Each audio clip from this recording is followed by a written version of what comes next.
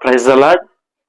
క్రీస్తునందు ప్రేమైన దేవుని వారలారా, మన ప్రభువును రక్షకుడైన యేసుక్రీస్తు పరిశుద్ధ నామంలో వీడియో వీక్షిస్తున్న మన ఆత్మీయ కుటుంబ సభ్యులందరికీ ప్రత్యేకమైన ప్రేమ వందనాలు తెలియజేస్తున్నాను. ప్రియులారా, బాగున్నారు కదా? తప్పక మీరందరూ బాగుండాలని మీ కొరకు అనుదినము ప్రార్థిస్తున్నాను. క్రీస్తునందు ప్రేమైన దేవుని వారలారా, క్రీస్తు పేరిట మీకు సమాధానం కలుగును గాక. రండి మనం దేవుని వాక్యంలోనికి వెళ్దాం. 1 కొరింథీయులకు రాసిన పత్రిక 15వ అధ్యాయం 33వ వచనము. 1 కొరింథీయులకు రాసిన పత్రిక 15వ అధ్యాయం 33వ వచనము. మోసపోకుడి దుష్ట సాంగత్యము మంచి నడవడిను చెరుపును.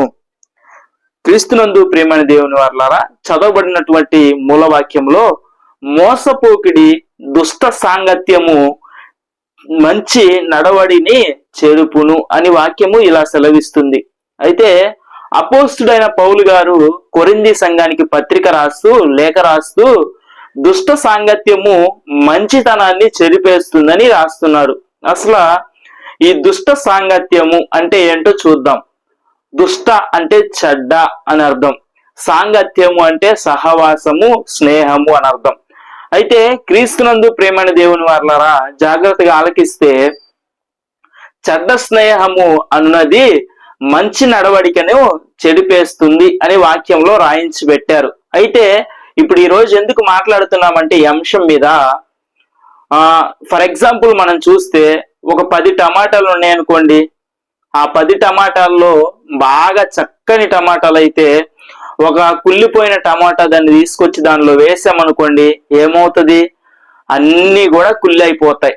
అంటే ఒక్క పాడైపోయిన టమాటా తీసుకొచ్చి 10 మంచి టమాటాల్లో వేస్తే అన్ని కూడా ఏమైపోతాయి? పాడైపోతాయి కదా. అలాగే ప్రియమైన దేవుని వారలారా, మన జీవితంలో కూడా మనం ఎంత మంచిగా ఉన్నా, మనం ఎంత చక్కగా ఉన్నా, మనం ఎన్ని మంచి పనులు చేస్తున్నా, మనం ఎంత ఉన్నతమైన స్థానంలో ఉన్నా, ఒక్క చెడ్డ స్నేహం మన జీవితంలోకి వచ్చిందంటే మన జీవితం అగమ్య గోచరం అయిపోతుంది. ఫర్ ఎగ్జాంపుల్, ఈ రోజు మీతో ఒక విషయం మాట్లాడాలనుకుంటున్నాను. ఒకానొక ఊర్లో ఒక యవ్వన చెల్లెమ్మ ఉందంట. ఆ యవ్వన చెల్లెమ్మ వాళ్ళ తల్లిదండ్రులందరూ కూడా చక్కగా పనులు చేసుకొని కష్టపడుతూ ఆ చెల్లెమ్మను బాగా చదివిస్తా వచ్చారు. అయితే చెల్లెమ్మ కూడా బాగా చదువుతుంది, స్కూల్ అన్నిట్లో కూడా ఫస్ట్ వస్తా ఉంది. తర్వాత చక్కగా చదువుతున్న వ్యక్తికి కాలేజ్కి వెళ్ళే సమయం వచ్చింది.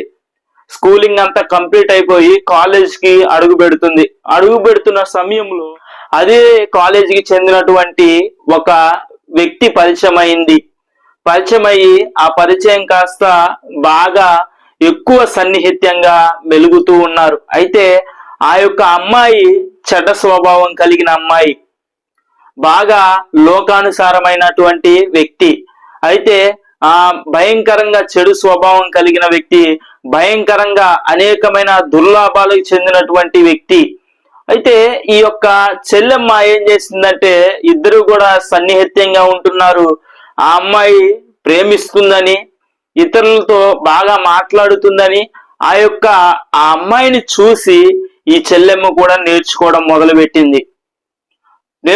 మొదలుపెట్టి నువ్వు ఇష్టపడుతున్నావు కదా, నువ్వు ప్రేమిస్తున్నావు కదా, నేను కూడా ఎవరినో ఒకరిని ప్రేమిస్తానని ఆ అమ్మాయి ఏం చేసిందంటే ఇంకొక వ్యక్తిని ప్రేమించడం మొదలుపెట్టి ఏమైందంటే ప్రేమని దేవుని వారలారా, ఆ పరిచయాలు కాస్త ప్రేమగా మారిపోయి ఒక అబ్బాయిని